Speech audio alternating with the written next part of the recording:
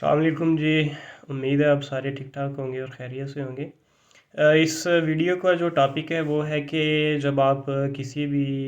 Country के लिए study visa का प्रोसेस करना चाहते हैं, बैचलर की बेस पे मास्टर्स के लिए अप्लाई करना चाहते हैं, तो उसके लिए कौन कौन से आपने अपने एजुकेशनल डॉक्यूमेंट्स कहाँ कहाँ से वेरीफाई करवाने होते हैं। तो कुछ लोग जो कहते हैं कि अगर मास्टर्स के लिए अप्लाई करना हो तो आपको जो आपकी बैचलर की डिग्री है और उसकी जो ट्रांसक्रिप्ट है वो ही टेस्ट करवाने की ज़रूरत होती है, या जो आपकी जो इंटरमीडिएट और मैट्रिक के जो डॉक्यूमेंट्स हैं, जो एजुकेशनल डॉक्यूमेंट्स, उसकी सनद और रिज़ल्ट कार्ड है, उनको भी वेरीफाई करवाना ज़रूरी होता है। तो जब आप बैचलर की बेस पे मास्टर्स के लिए अप्लाई करते हैं तो सिर्फ आपको बैचलर की जो डिग्री और उसकी ट्रांसक्रिप्ट है उसको वेरीफाई करवाने की ज़रूरत होती है। तो इसको वेरीफाई वेरीफाई करवाने के लिए इसका जो बोर्ड है, क्योंकि हायर एजुकेशन कमीशन जो पाकिस्तान में है वो इसको आपकी जो हायर स्टडीज़ होती हैं, ऑनवर्ड इंटरमीडिएट आपकी जो बैचलर्स की डिग्रीज़ होती हैं, उनको हायर एजुकेशन कमीशन जो है वो वेरीफाई करती है। तो हायर एजुकेशन कमीशन से आपने अपने डॉक्यूमेंट्स वेरीफाई करवाने के लिए आप हायर एजुकेशन कमीशन के ऑनलाइन पोर्टल पे जाके उनके पोर्टल पे जो है वो अपना लॉगिन बनाएंगे और वहाँ पे जो है आप अपनी ऑनलाइन एप्लीकेशन पुट करेंगे। और वहाँ पे ऑनलाइन एप्लीकेशन पुट करने के बाद आप अपने डॉक्यूमेंट्स जो है वो अपलोड करने के बाद एचईसी जो है वो आपको अपॉइंटमेंट देगी। तो एचईसी का जो प्रोसेस है वो आप इन पर्सन अपॉइंटमेंट के साथ भी कर सकते हो, और एचईसी का प्रोसेस जो है वो आप टीसीएस के थ्रू भी करवा सकते हैं।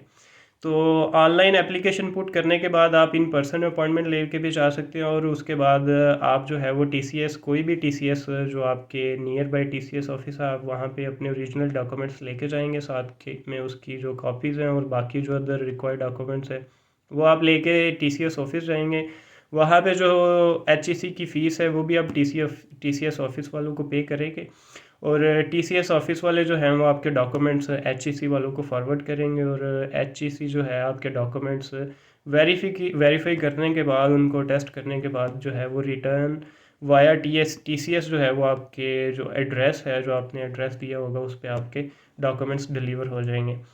एचईसी से एक दफ़ा डॉक्यूमेंट्स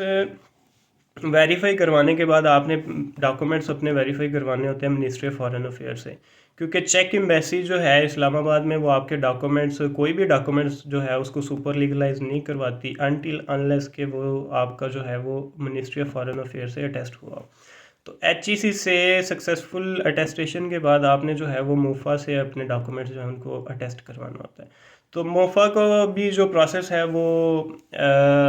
एचईसी ही की तरह है। आप उसको जो है वो इन पर्सन किसी भी मोफा ऑफिस में जाके, इस्लामाबाद में या लाहौर में जाके, मिनिस्ट्री ऑफ फॉरेन अफेयर के ऑफिस में जाके उसको करवा सकते हैं इन पर्सन, और उसका प्रोसेस जो वो आप टीसीएस के थ्रू भी करवा सकते हैं। तो मोफा से डॉक्यूमेंट्स अटेस्ट करवाने के बाद जो है वो आपकी अटेस्टेशन जो है वो कंप्लीट हो जाती है। उसके बाद जो है आप अपने कोई भी डॉक्यूमेंट्स जो हैं उनको मिनिस्ट्री जो चेक एम्बेसी इस्लामाबाद में है उसमें सुपर लीगलाइज करवा सकते हैं, जिसको हम नोटिफिकेशन भी कहते हैं। तो वो करवाने के बाद जो है वो आप अपनी यूनिवर्सिटी को भेज सकते हैं। तो ये है कि जब आप बैचलर की बेस पे मास्टर्स के लिए अप्लाई करते हैं तो उसके लिए आपको कौन कौन से डॉक्यूमेंट्स जो है वो वेरीफाई करवाने होते हैं और कहाँ कहाँ से करवाने होते हैं, और वो करवाने के बाद जो है वो आप चेक एम्बेसी से सुपर लीगलाइज करवा के तो उनको अपनी यूनिवर्सिटी को जो है वो अरसाल करते हैं। तो इसके अलावा एक और इम्पोर्टेंट डॉक्यूमेंट होता है जो आपको वीज़ा के वक्त जिसकी ज़रूरत पड़ती है, और जो कि मस्ट भी सुपर लीगलाइज्ड होना चाहिए वीज़ा एप्लीकेशन में। उसको अटैच करने से पहले वो चेक एम्बेसी से सुपर लीगलाइज्ड होना चाहिए। तो इसके लिए बेहतर है कि जब आप अपने एजुकेशनल डॉक्यूमेंट्स जो हैं वो चेक एम्बेसी से वेरीफाई करवाएंगे, तभी आप अपना जो है वो पुलिस करैक्टर सर्टिफिकेट जो है वो भी एम्बेसी से सुपर लीगलाइज करवा लेंगे। तो एम्बेसी से सुपर लीगलाइज करवाने के लिए, जैसा कि मैंने पहले बताया, कि कोई भी डॉक्यूमेंट जो है वो एम्बेसी सुपर लीगलाइज नहीं करवाती जब तक जो है वो मिनिस्ट्री ऑफ फॉरेन अफेयर से वो वेरीफाइड या टेस्टेड ना हो। तो पुलिस करेक्टर सर्टिफिकेट को भी जो है आपने अपने जो डिग्री और ट्रांसक्रिप्ट है जब आप उसको मोफा से करवाएंगे, उन्हीं के साथ जो है आपने जो आपका पुलिस करेक्टर सर्टिफिकेट है उसको भी मिनिस्ट्री ऑफ फॉरेन अफेयर से अटेस्ट करवा लेना है। तो इसी के साथ साथ जो है जब आपकी अपॉइंटमेंट होगी चेक एम्बेसी के अंदर, तो आपने अपने एजुकेशनल डॉक्यूमेंट्स के साथ आपका जो पुलिस करेक्टर सर्टिफिकेट है उसको भी सुपर लीगलाइज करवा लेना है। तो ये सारे प्रोसेस के अंदर जो है आपकी सारी जो डॉक्यूमेंट्स की अटेस्टेशन और सुपर लीगलाइजेशन का जो प्रोसेस है वो कंप्लीट हो जाएगा। वीडियो आपको उम्मीद है कि अच्छी लगेगी, आप इंजॉय करेंगे, तो चैनल को जो है वो सब्सक्राइब कीजिएगा, वीडियो को लाइक और शेयर कीजिएगा और कमेंट ज़रूर कीजिएगा। आपका कोई भी सवाल हो, कुछ कोई भी क्वेरी हो तो कमेंट में लिखें, तो मैं इंशाल्लाह जो है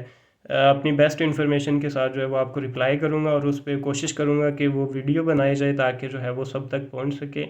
और सबकी हेल्प हो सके। Thank you so much.